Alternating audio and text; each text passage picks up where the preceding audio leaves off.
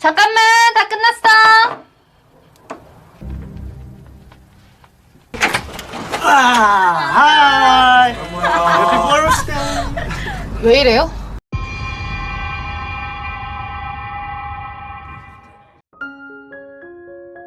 Halo sematan semuanya, gimana kabar kalian hari ini? Gimana?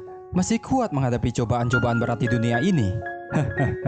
Sabar, dunia memang kejam. Kembali lagi dengan channel gue, Infinity Story. Pada kali ini gue bakal bahas film drama Korea yang cukup sedih menurut gue pribadi. Tapi beneran emang sedih sih. Bercerita tentang kehidupan yang berat yang dialami oleh seorang gadis di sekolah. Dan film ini berjudul My Little Baby Jaya.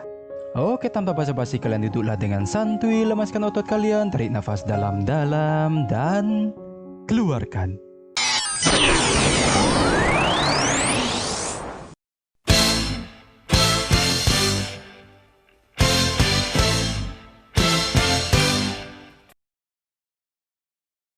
Film diawali dengan wanita berbaju merah yang sedang berjalan di tengah hujan deras, di mana wanita baju merah itu pergi ke atap gedung yang nampak seperti hotel.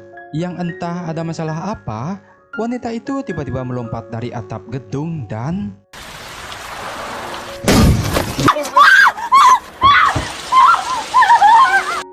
Dan inilah My Little Baby Jaya. Flashback beberapa bulan sebelum kejadian itu. Di sini kita diperkenalkan dengan seorang ayah yang agak kekurangan bernama Wonsul. Di sana Pak Sul sedang membaca surat pemberitahuan bahwa sang anak telah diterima masuk di sekolah elit kesenian.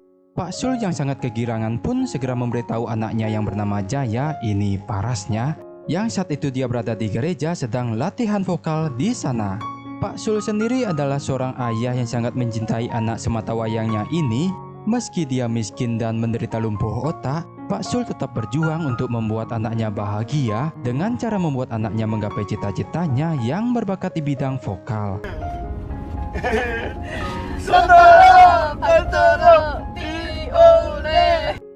Yang singkat cerita, mereka pun pergi ke kota. Di sana mereka pun tinggal di rumah kecil dan sederhana. Meskipun dalam kondisi seperti itu, Jaya pun tetap menyayangi ayahnya. Namun tinggal di kota membuat Pak Sul jadi kesulitan mencari nafkah, yang di setiap tempat yang Pak Sul coba buka lapak dagangan, dia pun selalu diusir karena alasan tak punya izin dan mengganggu ketertiban. Ya, hasilnya hidup di kota memanglah keras, cuk. Sementara itu Jaya yang pertama kali bersekolah sudah mendapatkan intimidasi.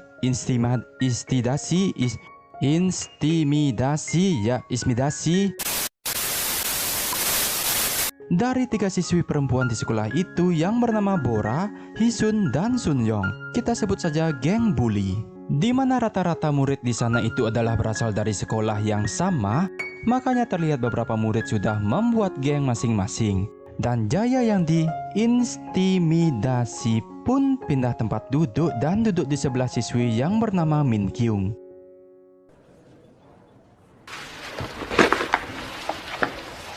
Dan di hari pertama belajar inilah, kelas ini sudah membentuk sebuah kelompok paduan suara diketuai oleh Yeonjung yang merupakan kakak kelasnya.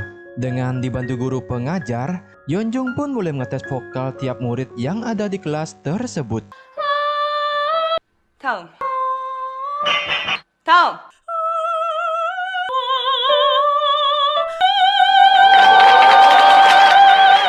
Setelah mendengar suara Jaya, hampir seluruh orang di kelas terkagum-kagum termasuk saya yang lagi nonton. Namun beda dengan Hisun yang malah menjadi iri.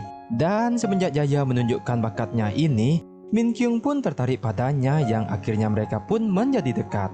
Dan saat pulang sekolah, Min Kyung pun mengajak Jaya jalan-jalan yang ketika mereka berjalan di sana, Jaya melihat ayahnya sedang berjualan baju. Di mana karena malu pada Min Kyung, Jaya pun ingin menghindari ayahnya tersebut. Namun keburu Pak Sul memanggilnya, dia pun akhirnya mengakui pada Min Kyung jika laki-laki itu adalah ayahnya. Nah gitu dong, jangan malu pada orang tuamu sendiri meski bagaimanapun kondisi mereka. Oke, setelah mendengar itu, ternyata Min Kyung tidak mempersalahkan hal tersebut, malah dirinya juga menyapa dan memberi salam pada ayahnya Jaya. Itu pun membuat Jaya mengetahui jika Min Kyung itu adalah orang yang baik, yang akhirnya membuat mereka pun menjadi teman dekat. Singkat cerita, Jaya dan temannya terpilih untuk menjadi anggota paduan suara, di mana mereka saat ini akan melakukan pelatihan di luar, semacam camp pelatihan, hingga di malam harinya, para anggota paduan suara pun berkumpul dan saling mengobrol, dan ada salah satu orang yang bertanya pada Jaya tentang apakah ada laki-laki yang dia suka di sini. Di mana Jaya yang malu dan juga bingung menjawabnya, lalu spontan saja menjawab no comment. 야, 너 이 중에서 마음에 든 사람 있냐? 노코멘트예요. 대신 벌주 마실게요. 됐죠? Di sisi lain, terlihat Yeonjung curi-curi pandang pada Jaya yang ternyata saat tes vokal, dia sudah tertarik pada Jaya walaupun Yeonjung adalah pacarnya Hisun, yang salah satu geng bully tersebut.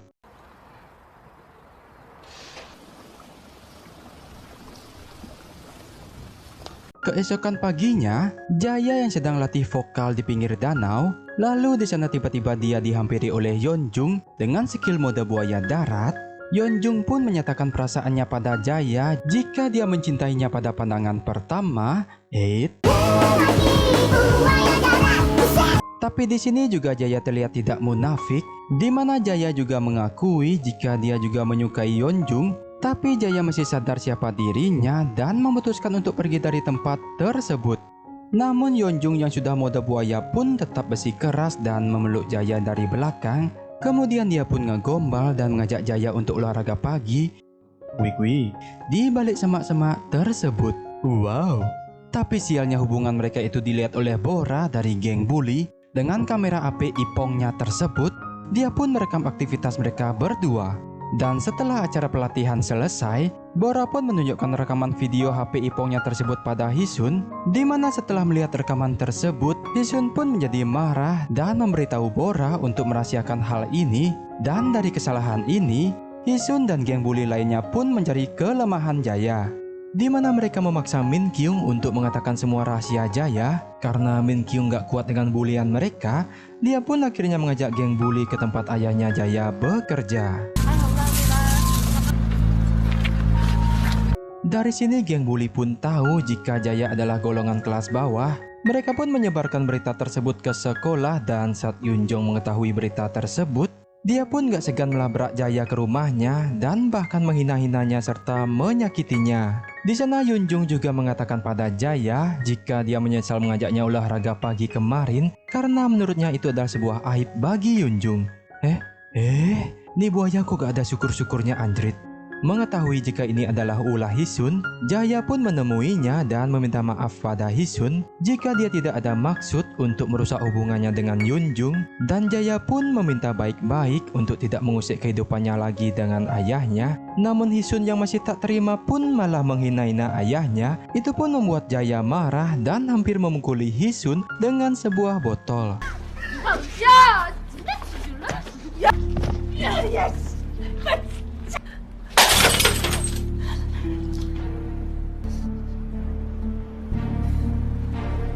Dan karena akibat kejadian itu pun membuat masalah jadi semakin besar, di mana ternyata orang tua Hisun adalah ketua direksi dari sekolah tersebut. Mereka pun memanggil Jaya dan ayahnya ke sekolah. Di sana Bora dan Sun Yong juga datang, bahkan Min Kyung pun ikut terseret. Di sana mereka membenarkan jika Jaya adalah murid yang suka membuli, dan alasan Min Kyung terpaksa mengatakan itu karena dia diancam oleh ibunya Hisun. Dan karena itulah, pihak sekolah memutuskan untuk mengeluarkan Jaya dari sekolah tersebut. Dan walaupun sudah mendapatkan cobaan berat seperti ini, Jaya pun tetap tidak menyerah untuk melanjutkan sekolah nantinya. Di mana Jaya pun bekerja di sebuah minimarket dan gaji yang dia kumpulkan akan dipakai untuk mendaftar sekolah kecantikan. Di sana atasan tempat Jaya bekerja orangnya sangatlah baik dan perhatian pada Jaya. Selain itu atasannya juga mengerti tentang hukum, dan dari sinilah Jaya sering curhat tentang pembulian yang dia alami di sekolah. Hingga Jaya pun meminta atasannya inilah untuk membuatkan sebuah surat untuk menghukum orang-orang yang telah membulinya serta ketidakadilan yang dia dapat di sekolah. Di mana surat yang Jaya kirim ke dinas pendidikan membuat sekolah itu pun menjadi heboh. Yang selain itu, murid-murid yang Jaya adukan tersebut juga terancam akan dikeluarkan. 학교가 이 모양이 되도록 어떻게 하신 겁니까? Tapi yang namanya orang kaya yang punya koneksi orang-orang berpangkat penting, semua masalah pun seketika dihilangkan. Dan dari sinilah malapetaka bagi Jaya pun dimulai, di mana para murid yang Jaya adukan tersebut datang ke rumahnya di saat ayahnya Jaya belum pulang dari bekerja. Kemudian para laki-laki yang dibawa oleh Hisun sontak langsung menyerang Jaya, yang dimana Jaya pun dibor paksa oleh mereka. Bahkan parahnya, mereka merekam semua kejadian pengeboran tersebut, di mana video tersebut yang nantinya akan digunakan oleh Hisun untuk mengancam Jaya akan disebarkan ke media, bahkan ke ayahnya, jika dia tidak mau tunduk pada mereka. 안 되겠다. 잘못했어.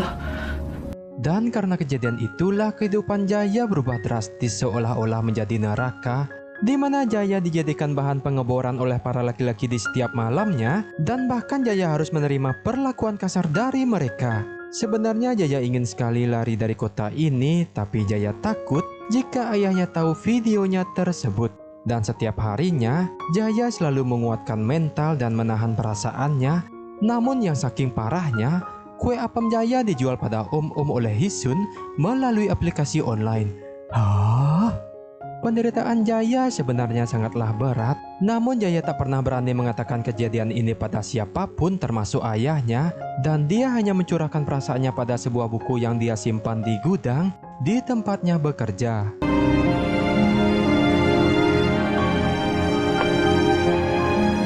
Yang hingga berbulan-bulan kemudian, tekanan batin yang selalu dia terima telah membuat mentalnya hancur, yang membuatnya berani mengambil jalan pintas untuk COD pada malaikat dengan terjun bebas dari atas gedung hotel seperti di awal film tadi.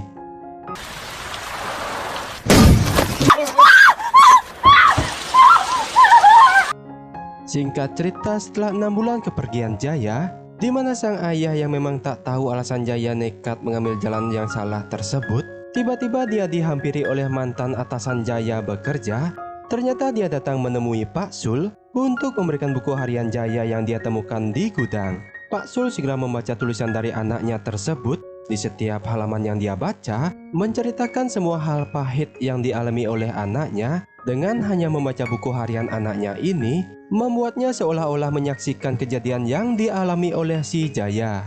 Dengan penuh perasaan sedih bercampur amarah, akhirnya si ayah memutuskan untuk mencari keadilan, di mana dia pergi ke sekolah Jaya dan mengatakan jika anaknya lah yang jadi korban bully yang begitu kejam. Tapi parahnya pihak sekolah malah mengatakan yang ditulis ini hanyalah cerita konyol, dan bahkan ada yang balik menjelek-jelekkan si Jaya yang sudah tiada. 아니 그 학생은 죽어서까지 학교 망신을 시키고. Karena tidak dapat keadilan di sekolah, dia pun pergi segera ke kantor polisi. Namun sungguh disayangkan, ternyata sama saja, dikarenakan tidak ada bukti dan saksi mata yang membenarkan cerita tersebut. Kejadian itu membuat Pak Sul menjadi sangat sedih, hingga Min Kyung yang tergerak hatinya pun memberanikan diri untuk mengatakan kebenaran jika buku yang ditulis itu adalah semuanya fakta. Dia juga meminta maaf pada ayah Jaya karena dia baru berani mengatakan ini sekarang. Dan mendengar semua cerita Min Kyung tentang kisah pahit yang dialami anaknya, dia pun memutuskan untuk mencari keadilan sendiri dengan pembalasan dendam melayaknya Joker.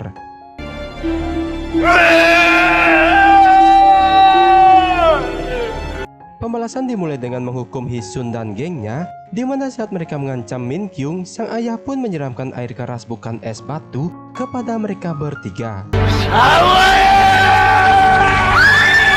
Lanjut kepada para siswa yang sudah melakukan pengeboran pada anaknya, di mana dia menculik dan mengurung mereka berempat di tempat masa kecil Jaya yang berada di desa. Dari 4 yang dia bawa, 3-nya sudah mengakui perbuatannya yang telah menyakiti Jaya, dan itu dilakukan karena disuruh oleh Yeonjung. Mendengar itu, Pak Sul pun semakin emosi, di mana meski mereka sudah memohon ampun, tapi Pak Sul yang sudah murka pun berubah seperti Joker dan menghabisi ketiga siswa tersebut. Yeonjung yang saat itu berhasil kabur, namun dikejar oleh Pak Sul, kemudian menangkapnya dan membuatnya pingsan. Yang esok paginya, dia membawa Yeonjung ke tengah danau, di mana Yeonjung yang baru sadar pun langsung disuruh menelan sebuah kail pancingan ikan. Lalu setelah kail itu tertelan, dengan sekuat tenaga, Pak Sul pun menarik kail tersebut hingga membuat Yeonjung pun COD dengan malaikat. Yang setelah itu, Pak Sul pun juga ikut COD dengan malaikat. karena baginya sudah tak ada lagi alasan untuk hidup di dunia yang kejam ini tanpa anak kesayangannya si Jaya. Yang setelah itu akhir film pun tamat. Sungguh film yang menyedihkan. Di mana banyak sekali pesan yang bisa kita ambil dari film ini, dan salah satunya adalah setiap tindakan yang kamu lakukan itu semua selalu ada karmanya. Terima kasih.